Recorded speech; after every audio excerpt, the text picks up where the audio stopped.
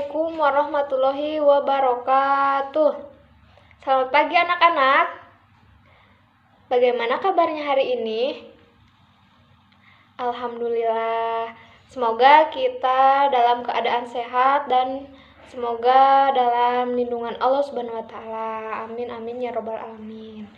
Nah, baik. Sekarang sebelum ke pembelajarannya, marilah kita berdoa terlebih dahulu. Silahkan dipimpin oleh Ketua KM.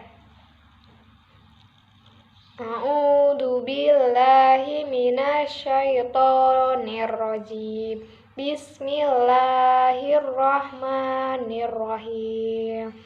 Raditu billahi robba wa bil islami dina wa bi muhammadin nabiyya wa rasula rabbi zidni ilma warzuqni fahma amin. Oke, kegiatan selanjutnya sekarang ibu absen dulu ya. Zalfanaura Alfiasana hadir. Kesya Alvaro hadir. Nabila Rizki hadir. Muhammad Arif Rahman, ya kemana? Oh, sakit. Reza Maulana hadir. Dandi Ramdhani hadir. Nazia Almahira Kirani hadir. Zaidan hadir. Nah, baik. Jadi yang tidak hadir hari ini Muhammad Arif Rahman ya. Kita doakan semoga teman kita yang sedang sakit semoga lekas sembuh dan penyakitnya segera diangkat oleh Allah Subhanahu wa taala. Amin amin ya robbal alamin. Jadi sebelum kita mulai belajar, kalian kondisikan dulu ya suasana kelasnya supaya nyaman dan bersih. Dilihat dulu kolong mejanya dan yang lainnya tuh merapikan barisannya. Nah, itu tolong Dandi Ramdhani ya bajunya kedalmin supaya kelihatannya enak gitu. Nah, kalau begini kan kelasnya jadi nyaman, bersih dan juga kondusif ya. Sebelum kita memulai belajar ke pembahasan selanjutnya, kita akan mereview dulu nih pembelajaran yang sebelumnya. Coba siapa yang masih ingat pembelajaran yang kemarin? Siapa, ayo? Ya, Dalpa, silahkan. Iya, betul sekali ya. Kemarin kita sudah membahas tentang iman kepada Allah. Nah, coba siapa lagi yang masih ingat nih sifat wajib bagi Allah? Ada berapa? Ada 20. Ya, betul. Coba sebutin bareng-bareng, ayo. Wujud, qidam, baqa, mukhalafatul lil hawadisi, qiyamuhu binafsihi, wahdaniyat, kudrat, irodat, ilmu, hayat, sama, basor, kalam, qadiron, muridan, aliman, hayan, sami'an. Yang terakhir mutakaliman. Ya, bagus. Nah, satu lagi nih, siapa yang masih ingat hikmah kepada Allah? Ayo, siapa? Coba angkat tangannya. Ya, silahkan Kesya.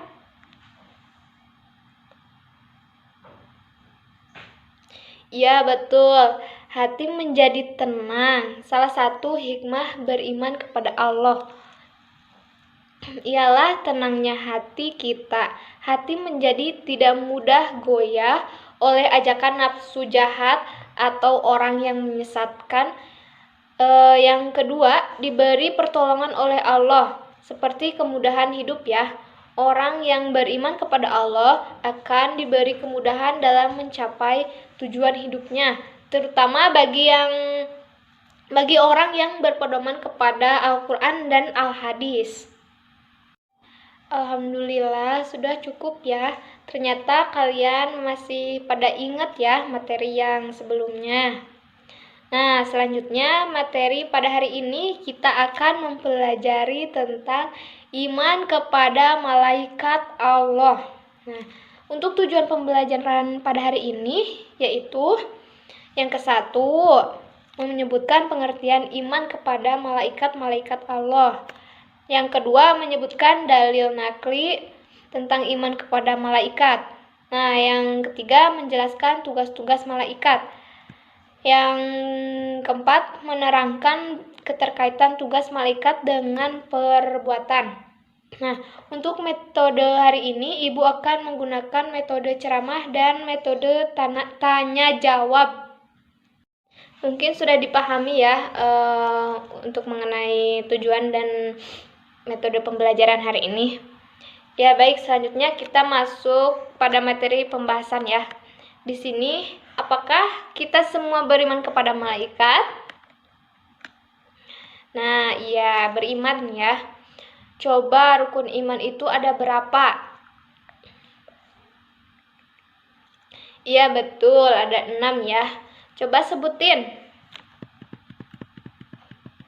Yang pertama yaitu iman kepada Allah. Yang kedua, iman kepada malaikat. Yang ketiga, iman kepada kitab-kitab Allah. Yang keempat, iman kepada Rasul. Yang kelima, iman kepada hari kiamat. Yang terakhir, iman kepada qada dan qadar. Ya, betul ya, pinter, bagus. Nah, jadi iman kepada malaikat itu ada di urutan kedua ya. Nah, sekarang pengertiannya. Iman itu artinya percaya. Nah, kalau kita percaya, berarti kita sudah meyakininya. Sedangkan malaikat adalah makhluk Allah yang diciptakan dari cahaya. Bahasa Arabnya adalah nur, ya. Dan malaikat diciptakan oleh Allah sebagai urusan untuk mengurusi berbagai urusan. Nah, jadi iman kepada malaikat merupakan rukun iman yang kedua. Nah, iman kepada malaikat mengandung makna bahwa kita harus percaya dan yakin bahwa malaikat itu ada. Kita harus percaya sepenuh hati bahwa malaikat itu diciptakan dari cahaya, bukan dari api. Coba kalau dari api itu apa? Setan, iya betul. Setan atau jin ataupun iblis ya, itu yang dari api. Dan malaikat juga diutus oleh Allah untuk mengurusi berbagai macam urusan. Nah, sebagai orang yang beriman kepada Allah, tentu akan beriman pula kepada malaikat. Malaikat senantiasa mengabdi kepada Allah Subhanahu wa Ta'ala. Coba, apakah malaikat mempunyai nafsu? Iya, betul sekali ya. Tidak ya. Karena memang malaikat ini diciptakan oleh Allah hanya untuk beribadah kepada Allah dan memenuhi segala tugas-tugasnya yang diperintahkan oleh Allah dan tidak pernah mengerjakan hal yang dilarang oleh Allah Subhanahu wa Ta'ala. Itulah tugas malaikat. Dalam Quran Surat Al-Baqarah ayat 285 yang berkaitan dengan iman kepada Allah, yang artinya Rasul Muhammad beriman kepada apa yang diturunkan kepadanya, Al-Quran dari Tuhannya. Demikian pula orang-orang yang beriman. Semua beriman kepada Allah, malaikat-malaikatnya, kitab-kitabnya, dan rasul-rasulnya.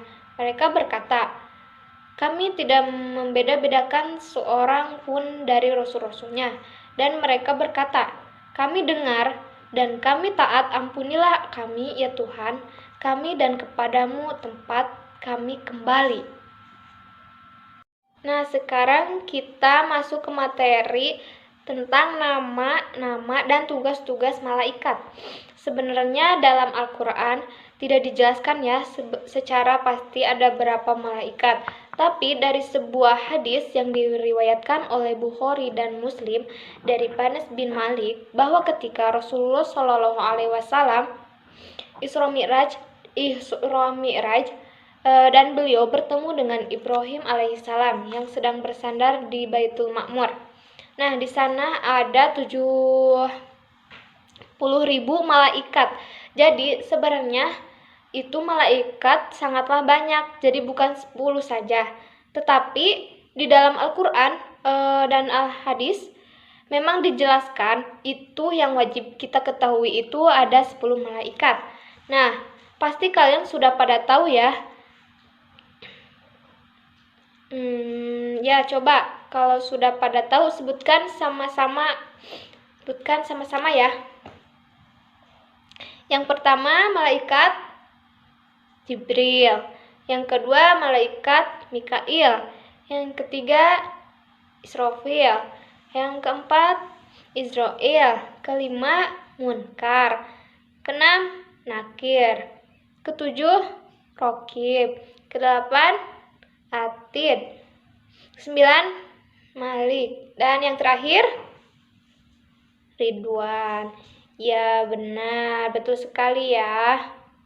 Setelah kita menyebutkan nama-nama malaikat, sekarang kita sebutkan tugas-tugas dari malaikat. Nah, yang ke-1 tugas malaikat Jibril menyampaikan wahyu dari Allah Subhanahu wa taala kepada nabi dan rasul. Yang kedua, malaikat Mikail mengatur pembagian rezeki kepada makhluk Allah. Yang ketiga, tugas malaikat Israfil adalah meniup trompet sangkakala pada saat datangnya hari kiamat. Yang keempat, tugas malaikat Israel mencabut nyawa manusia apabila sudah tiba ajalnya. Nah, yang kelima, tugas malaikat Munkar menanyakan di alam barzah atau alam kubur. Yang keenam, malaikat Nakir sama dengan malaikat Munkar, yakni menanyai manusia dalam alam barzah. Yang ketujuh, tugas malaikat Rokib mencatat amal dan perbuatan baik manusia. Yang kedelapan, malaikat Atid mencatat amal dan perbuatan buruk yang dilakukan manusia. Yang kesembilan, tugas malaikat Malik adalah menjaga pintu neraka. Ia bersifat keras dan tidak mempunyai rasa belas kasihan kepada penghuni neraka. Nah, yang terakhir, yang ke-10, tugas malaikat Ridwan menjaga dan mengawasi pintu surga. Malaikat Ridwan juga bertugas menyambut semua hamba Allah yang akan masuk ke dalamnya. Nah, jadi semua ini sudah ditugaskan oleh Allah Subhanahu wa taala untuk memberi dari wahyu, rizki, terus mencatat amal baik dan buruk, menanyai dalam kubur, itu semua tugas malaikat yang telah Allah tugaskan. Selanjutnya, yaitu ibu akan menjelaskan tentang perbuatan malaikat itu sendiri. Yang pertama yaitu malaikat selalu patuh terhadap Allah Subhanahu wa taala dan tidak pernah membuat maksiat kepadanya. Yang kedua, malaikat itu tidak makan dan tidak pernah minum, beda dengan manusia.